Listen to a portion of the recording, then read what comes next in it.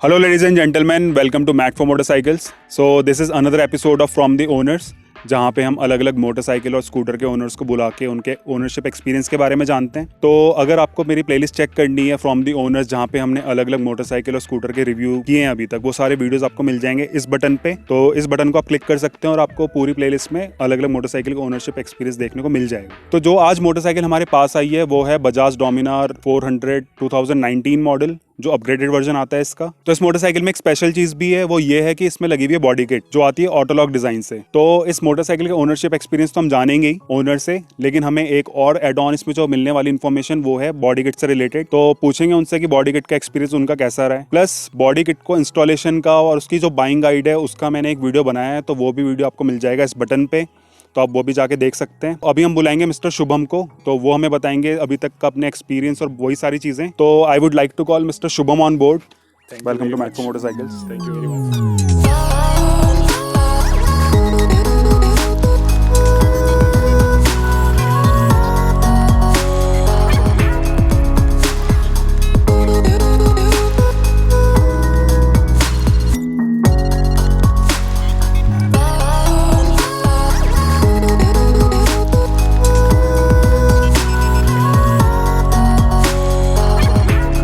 तो सबसे पहला क्वेश्चन आपसे कि हाइपर राइडर बने हुए आपको कितना तो हाइपर राइडर शुभम, आपसे पहला क्वेश्चन ये कि आपने मोटरसाइकिल कब खरीदी थी और कितने किलोमीटर आप अभी तक चला चुके हो इसे?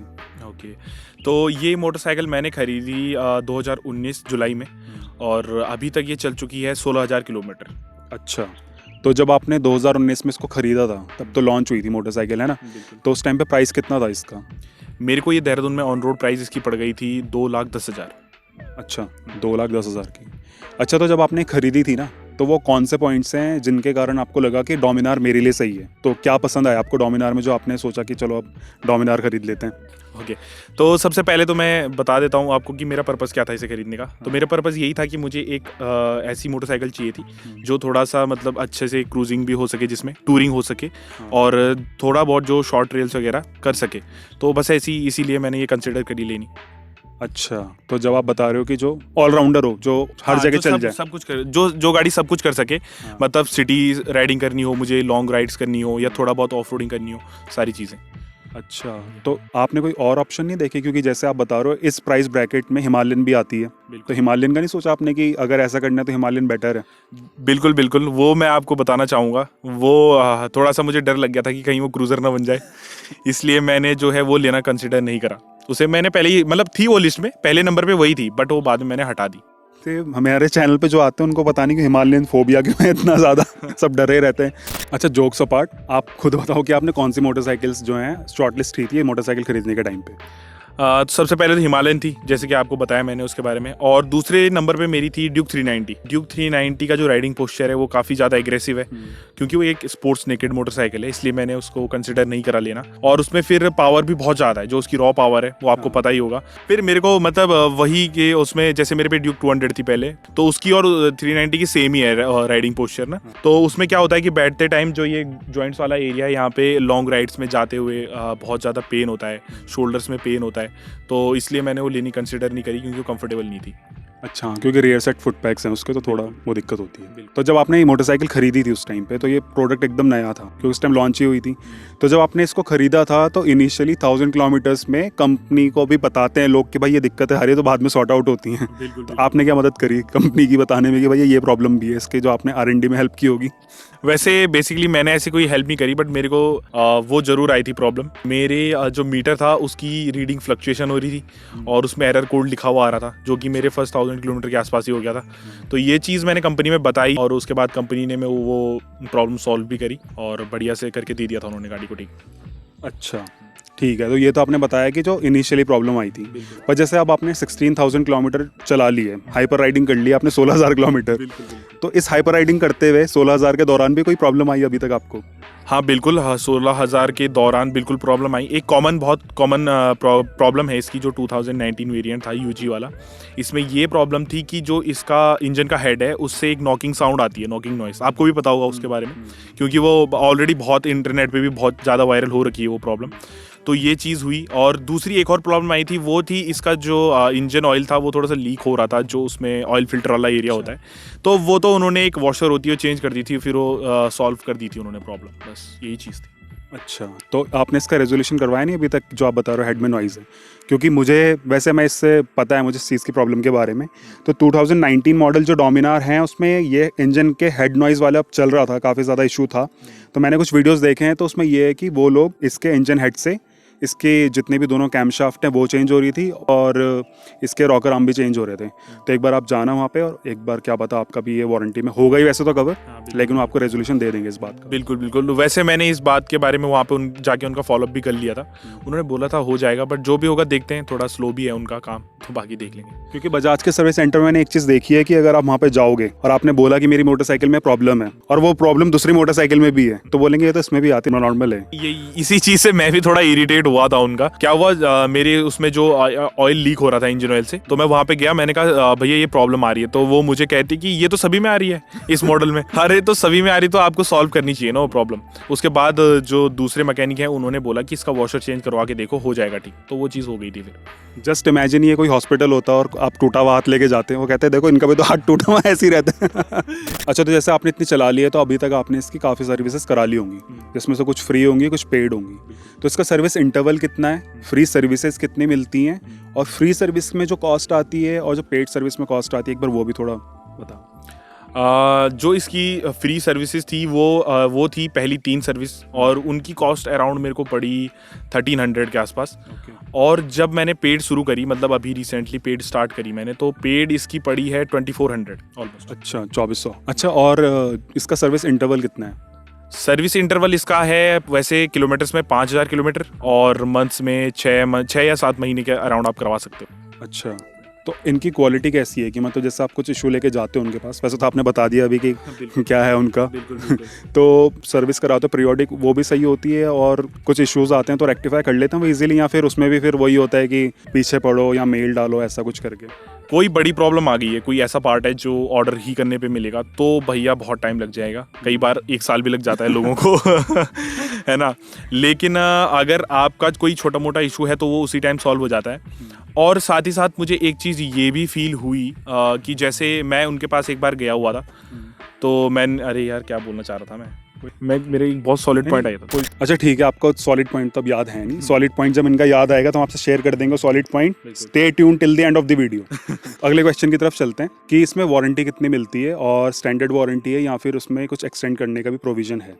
तो इसमें जो हमें वारंटी मिलती है वो मिलती है 5 साल की और 75,000 किलोमीटर्स की। और एक्सटेंड करने का तो मेरे ख्याल से अभी तक है नहीं कोई, आगे होगा तो बहुत बढ़िया हो जाएगा। वैसे मेरे को लगता नहीं ज़रूरत होगी इसकी वैसे।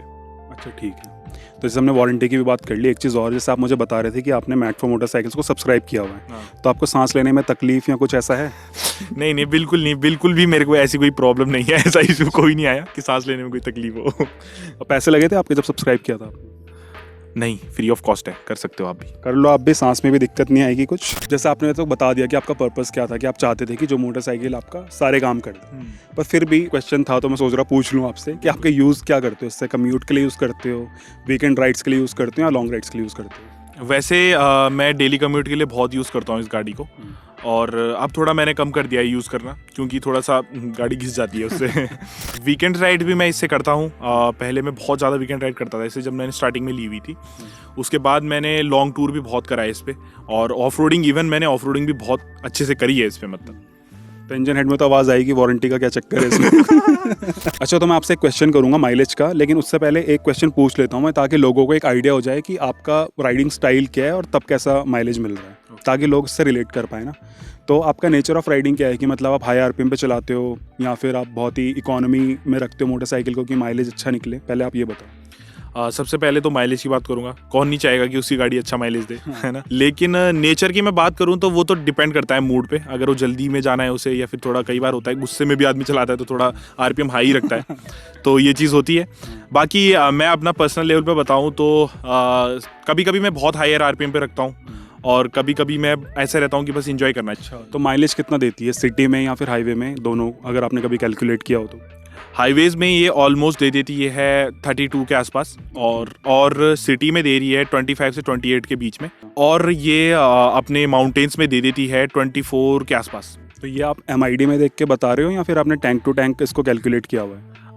देखिए, मैं सिटी का तो बता नहीं सकता क्योंकि सिटी में मैं रिफ्यूल करा देता हूँ जल्दी, ये मैंने उसी में देख के बताया है मतलब। लेकिन हाईवे पे मैंने एक बार 1 लीटर में चलाई है, और माउंटेन्स में भी बिल्कुल चलाई है 1 लीटर में।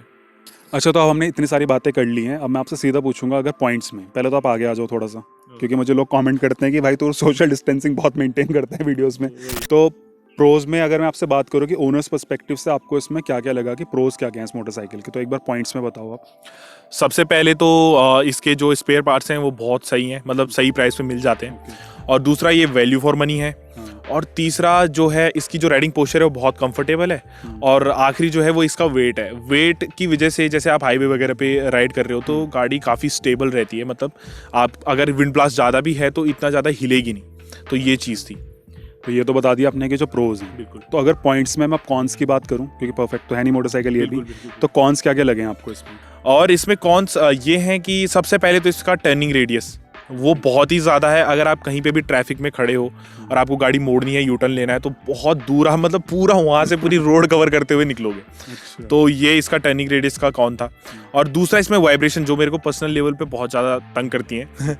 और जो वाइब्रेशन हैं इसकी बहुत ज़्यादा हैं, और कुछ लोगों से मैंने पूछा भी, उन्होंने बोला कि सिंगल सिलेंडर होने की वजह से होता है बोला। तो मैंने कहा बाकी गाड़ियाँ भी होती हैं तो उनमें तो होता नहीं, बट चलो जो भी है। बजाज नहीं तो नहीं बोला, बजाज करता है ऐसी हरकतें। तो इसका जो आखिरी कौन है वो ये है कि जो इसकी सर्विस है वो डिपेंड करती है डीलर टू डीलर, मतलब जैसे जैसे आप डीलर जो मतलब अलग अलग जगह पे अलग अलग सर्विस इसकी मिलती है आपको, तो ये चीज़ भी है इसमें कौन में। मतलब सर्विस अच्छी मिले खराब मिले डिपेंड करता है service dealer centre to dealer. Okay, तो चलो अब प्रोज एंड कॉन्स की भी हमने बात कर ली है, तो आप किन लोगों को सजेस्ट करोगे मोटरसाइकिल की, किन लोगों को खरीदनी चाहिए, किन लोगों को बचना चाहिए इससे? मेरे हिसाब से ये मोटरसाइकिल लेनी चाहिए उन लोगों के लिए जो लोग ऑब्वियसली हाइपर राइडिंग करने के शौकीन होते हैं, है ना, और थोड़ा लॉन्ग टूरिंग में जो ज़्यादा वो रखते हैं, और जिनका बजट मतलब इसके आसपास ही हो, 2.5 के आसपास ही हो, उनके लिए बहुत सही ये मोटरसाइकिल है, और टूरिंग के लिए बहुत अच्छी मोटरसाइकिल है। डेली कम्यूट के लिए भी मैं करूँगा सजेस्ट, क्योंकि डेली कम्यूट में भी कोई ऐसी प्रॉब्लम आती नहीं है, अच्छा माइलेज है, अच्छी गाड़ी है, तो कोई ऐसी प्रॉब्लम आएगी नहीं। तो मैं मतलब नॉर्मल जो अपनी लाइफ में जो सब कुछ करना चाहेगा मेरी तरह, उसके लिए परफेक्ट है। मतलब ऑलराउंडर मोटरसाइकिल अच्छी है कह सकते हैं, है ना? बिल्कुल। अच्छा, आप किसी को सजेस्ट करोगे कि इस बजट में कोई सेकेंड हैंड मोटरसाइकिल की तरफ चले जाए, या फिर 2.5 लाख की जैसे हो चुकी है ऑन रोड ये देहरादून में अभी ऑलमोस्ट 2.5 लाख, तो इसमें आपको लगता है कि इस रेंज में किसी को यहाँ फिर थोड़े पैसे डाल के एडवेंचर 250 ले लेनी चाहिए, या फिर कोई सेकेंड हैंड मोटरसाइकिल की तरफ जाना चाहिए? इस पे क्या थॉट्स हैं आपके?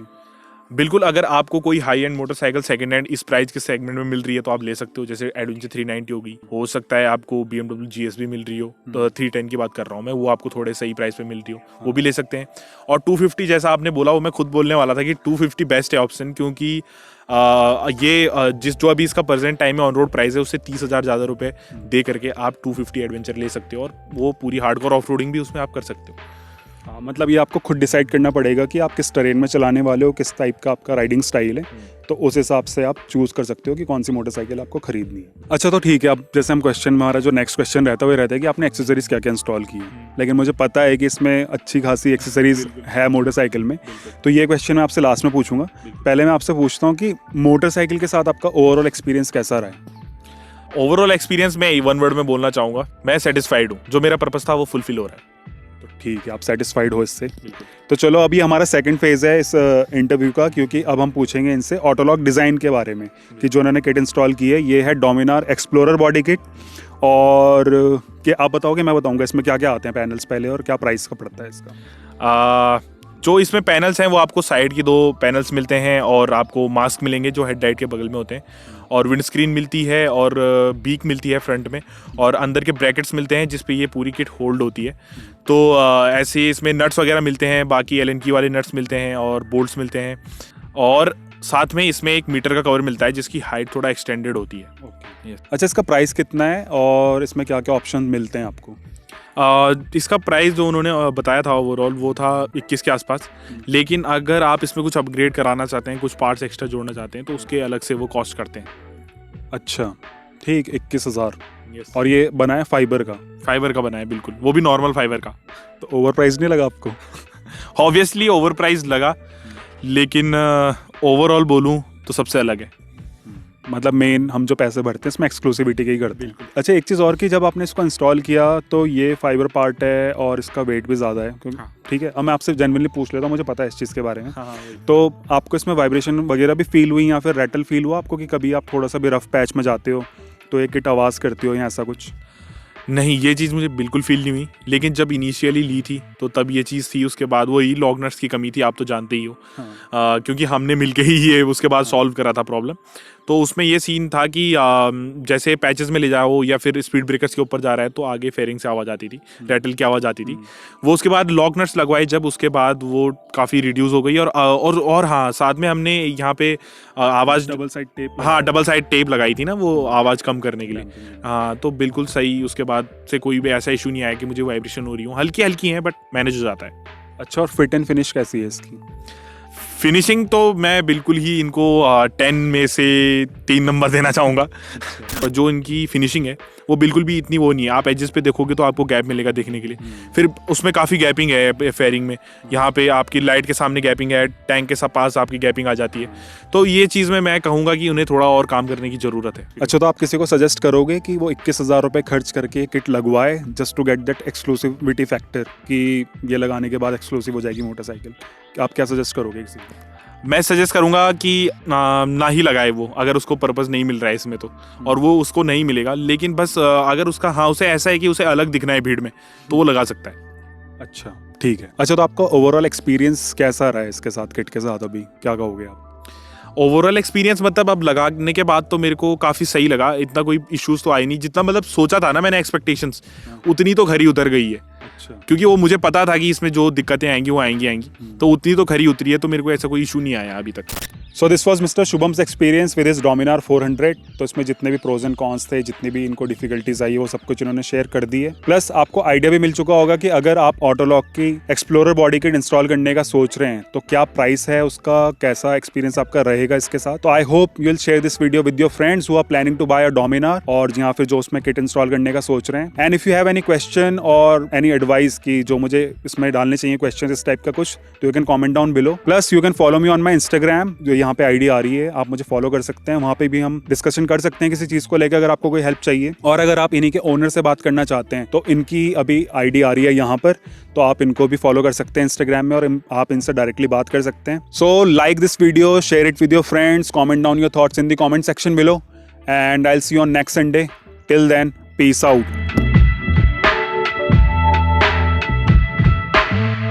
नमस्कार दोस्तों, मोटरसाइकिलों के पागल के दूसरे ओहो, क्या बोल दिया ये? कि इसका टर्निंग रेडियस बहुत ज़्यादा है। उसमें काफ़ी गैपिंग है फेयरिंग में। यहाँ पे आपकी लाइट के सामने गैपिंग है, टैंक के पास आपकी गैपिंग आ जाती है। आप मत बोलो अब मुझे, रुको, आप नहीं कंफ्यूज हो जा भाई शर्मा रहे हैं यार बहुत। हाँ, और वैसे अरे यार भाई, तुम रोज चैनल नहीं है यार, तुमने खराब कर दिया यार मेरा चैनल। मुझे लग रहा फ्लॉप जाएगा भाई ये वीडियो। नहीं वैसे सारी फ्लॉप जा रहे हैं। ये भी चलेगा तो क्या होगा? सुपर फ्लॉप जाएगा और क्या होगा? यार देखो, ये ना निब्बा निब्बी वाली बात नहीं चलेगी चैनल पे बिल्कुल भी। कौन है वो